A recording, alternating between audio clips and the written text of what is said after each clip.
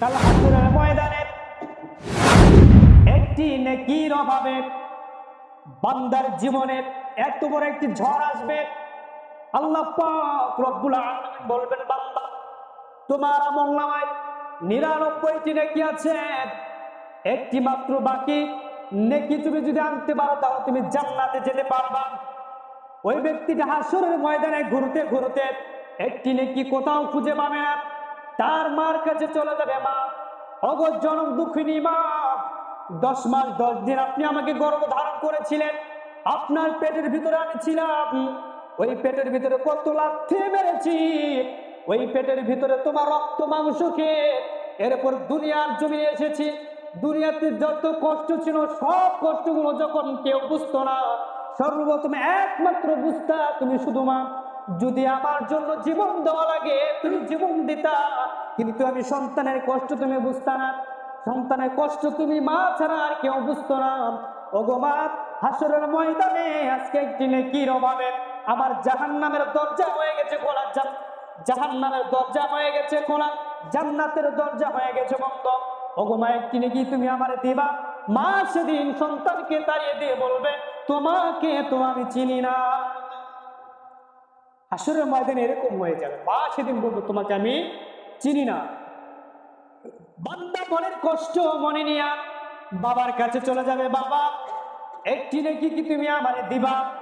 বাবা সেদিন বিরক্তি সুরে বলবে, তুমি কি এখান থেকে যাবা? সেদিন বাবা সন্তানকে সেখান থেকে দাঁড়িয়ে দেবেন। অথচ দুনিয়ার জমিনে দেখে যেই বাবা অটো রিক্সা চালিয়ে মাঠে কাজ করে কত পরিশ্রম করে মাথার ঘাম পায়ে ফেলে যেই বাবা সন্তানকে লালন পালন করলো, কাল হাসরের ময়দানে ওই বাবা কিন্তু সন্তানের পরিচয় দিবে না। দিবে? একটি নেকির অভাবে বান্দা জাহান্নামের দরজা হয়ে যাবে খোলা, জান্নাতের দরজায় পড়বে তারা। সেদিন সাহায্য করার মতন থাকবে না কোনো মামা খারাপ। বান্দা দৌড়াতে দৌড়াতে আপন ভাইয়ের কাছে চলে যাবে, ভাই ও ভাই একটি নেকি তোমার কাছে চাই। ভাই সেদিন বিরক্তির সুরে বলবে, আমার কাছে কোনো নেকি নাই, এখান থেকে চলে যাও। যেই ভাই ভাইয়ের জন্য জীবন দিল, রক্ত দিল, ওই ভাই সেদিন হাসরের ময়দানে ভুলে যাবে, বলবে আমার কাছে কোনো নেকি না, তাড়িয়ে দিবে তাকে। আল্লাহ পাক রব্বুল আলামিন বান্দাকে বলবেন, বান্দা হাসরের ময়দানে তো ঘুরলাম, বন্ধু বান্ধবের জন্য কত সন্ত্রাসী করলাম, মারামারি করলাম, কাটাকাটি করলাম, সেই বন্ধু বান্ধব কি আজকে কিনে কি তোমাকে দিল না?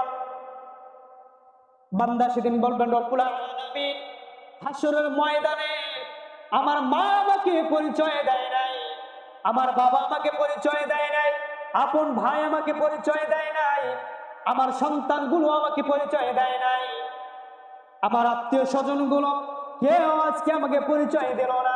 আল্লাহ পাক রব্বুল আলামিন বলবেন, বান্দা তোমার জন্য জাহান্নামের দরজা তো খোলা হয়ে গেছে, জাহান্নামে চলে যাও। বান্দা জাহান্নামের দিকে যখন রওনা দিবেন, রব্বুল আলামিন বলবেন, বান্দা কোথায় যাও?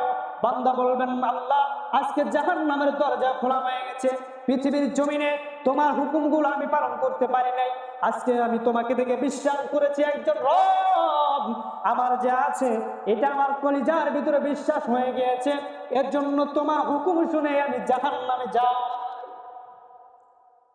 জাহান্নামে যে যাবা, জাহান্নামের ভয়াবহ অবস্থা তুমি জানো? জাহান্নামের কঠিন আগুন, সেই আগুন কি তুমি সহ্য করতে পারবে? বান্দা সেদিন বলবেন, রব্বুল আলামিন জাহান্নামে আগুন আছে না কি আছে সেটা দেখার বিষয় না, তবে আমার রব আজকে আমাকে অর্ডার করেছে, এর জন্য আমি জাহান্নামে যাচ্ছি।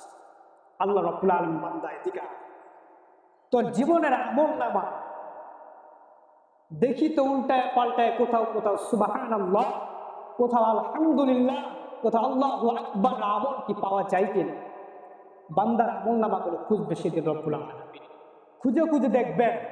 আজকে মসজিদে ইমাম সাহেব যখন বক্তৃতা দিয়েছে, এই মুসল্লিগুলো অন্তর থেকে সুবহানাল্লাহ, আলহামদুলিল্লাহ, আল্লাহু আকবার, সুবহানাল্লাহ ওয়া বিহামদিহি, সুবহানাল্লাহিল আযীম, এগুলো তেলাওয়াত করেছিল।